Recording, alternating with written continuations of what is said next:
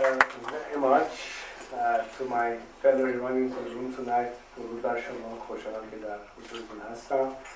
If you allow me to continue in English, first of all, I apologize for not standing. I have a bad knee and I would not be able to stand on my two knees for too long. I'm scheduled for an MRI next week, but that's too long of a story. First of all, it's good to be back in Holland. I've been here many times before, but particularly this occasion. And I would like to utilize the limited amount of time we have tonight for as much interaction, because I'm sure you have a lot of questions. There's a lot to talk about, but I'll try to at least start in a brief initial introduction to the core issues, and perhaps we can take it from there in the Q&A process. History will judge those of us at this time, whether Iranians or foreigners, not only by what we do, but I think also by what we do not do. These are very serious times. I think a lot of what is ahead in the next decades, if not the next century, may be defined in the next few months, depending on what we choose to do or not to do. As Iranians, I think the agenda is quite clear. We are struggling for freedom, for self-determination, for sovereignty, for justice, for liberty, for equality, for human rights. And of course, I think it behooves the question, can any of such ideals be ever accomplished or attained under the current regime? A lot of Iranians have tried with the exercise of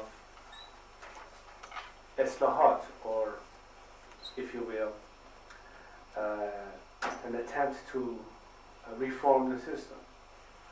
Time and again they tried and they failed. Not because they didn't believe it, but because the regime would not allow it. There were some of us from the very beginning who believed in a secular parliamentary democracy as an alternative to this theocracy.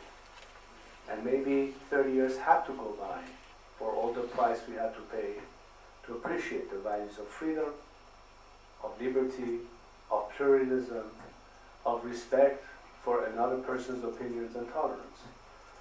Perhaps this generation understands better than the previous one how important it is to fight not just for your rights, but your opponent's rights.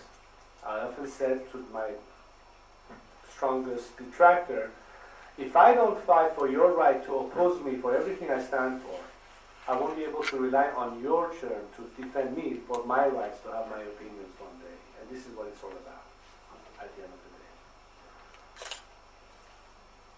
There is today a common agenda that unites all those who fight for these values. Of course we differ in ideology, and that's fine. But there is a commonality of interest. There are shared values that help us all find a common denominator and a common project. Today, Iran has a serious problem. We have a national project that we have to consider. I'm not the kind of person who likes to sit in endless philosophical debates on the merits of one system versus the other. I think that the only way to be certain of what and how you can measure the ultimate will of the people is through the election process.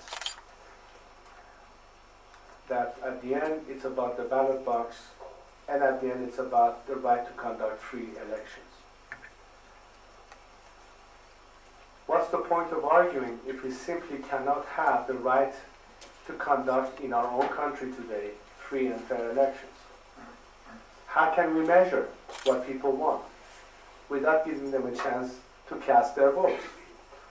What unites today people from the left and from the right, what unites today monarchists and Republicans, is the very fact that we have a regime which refuses to recognize the right for Iranians to vote their conscience. And until we don't have that means available to us, we can't move forward. My campaign at this stage is only one: to fight for our rights to conduct free elections in our country. I ask the international community not to help us bringing about regime change, That's our decision and ours alone. But I ask them to support us in our right to conduct free elections in Iran. And then there's two possibilities. Either this regime concedes and grants us that opportunity, which they won't, in which case we have no other recourse but to fight this regime, so we can then have this opportunity. The means, however, may differ. I've been an advocate of civil disobedience and nonviolence, but I would also like to add in this component that we're not just talking about a change of regime. The way we go about it has to include a process of national reconciliation and amnesty, without which the cost of change will be much higher to our society. What stands ahead are the people stuck in this regime who want out. They need their exit strategy. I'm talking about the coercive forces of this regime that need to have a guarantee of survival beyond this regime. I can't be the only carrier of this message. Our society has to be willing to forgive and move on. Not to forget, but to forgive. I use the example of South Africa, the importance of truth and reconciliation. For anything that happened under this regime, and maybe the previous one, we have to be able to bring closure and move on. We have to have the audacity to stand and fight for everybody's right in this reconciliation, to move on, to put an end to the cycle of violence, to stand for the abolition of capital penalty, to move in a society which can rebuild on the basis of reconciliation and not reciprocating in vengeance, because it can only further delay the cause of true freedom.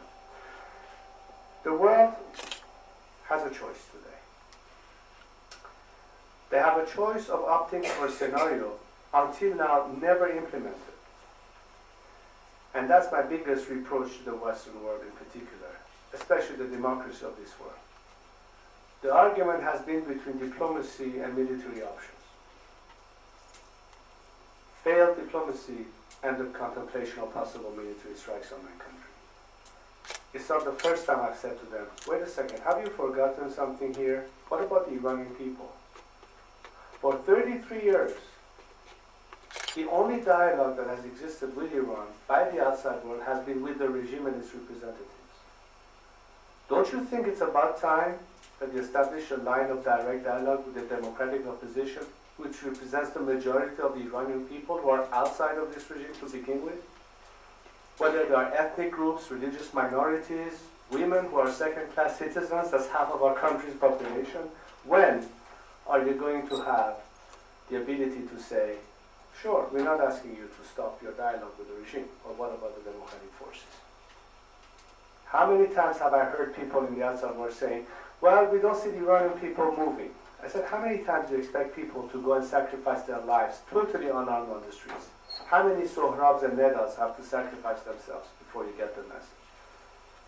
Oh, we're afraid that we're going to interfere in the country's internal affairs. I said, listen, Iranians were brandishing slogans on the streets in plain view in English and French. Trust me, they were not practicing their linguistic skills. They were sending you a clear message. When the people were chanting, Obama, Obama, either you're with us or with them, that was a request for intervening and taking sides.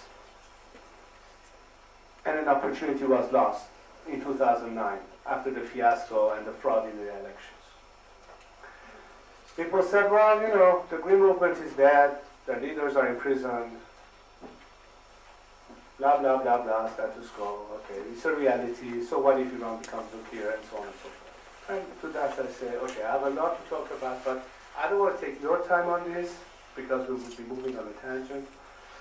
All I'm saying is that there is still a chance to bring about change that will be win-win for the Iranian people and for the free world, and not to the regime.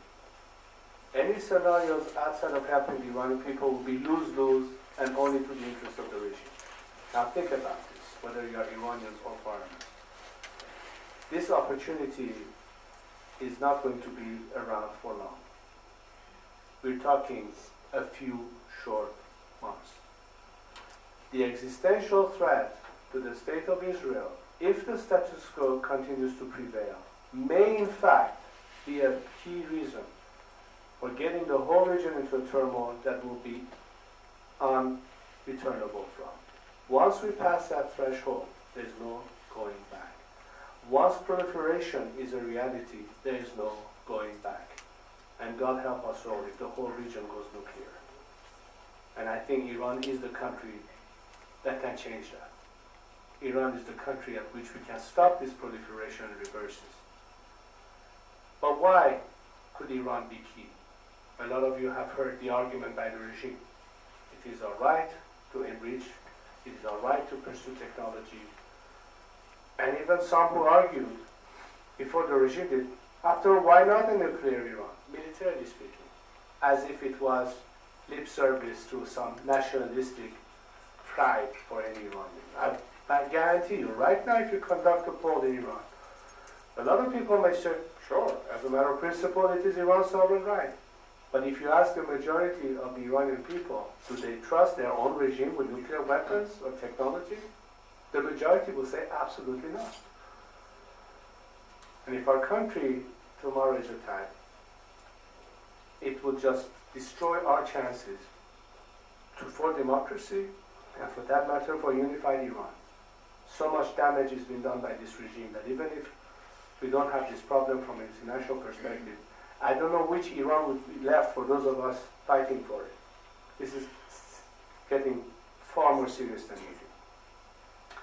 There's a lot more that I can say, but again, the time is short and I cannot really say much more. I'm sure there are a lot of questions. Maybe through the questions some more can be said. I'd like to, in closure to my opening statement, simply say that I believe that there's still an opportunity to opt for a scenario that is much more legitimate and far less costly than the extreme scenario of conflict. I can't guarantee whether or not we will succeed, but all I can say is that it will be historically criminal not to give the Iranian people a chance before we resort to other options.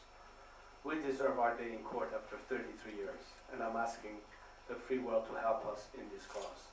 Give the Iranian people a chance, back them up for a change, give them once the support that they deserve, and then you'll see how quickly we can bring change about in our own country. Thank you very much.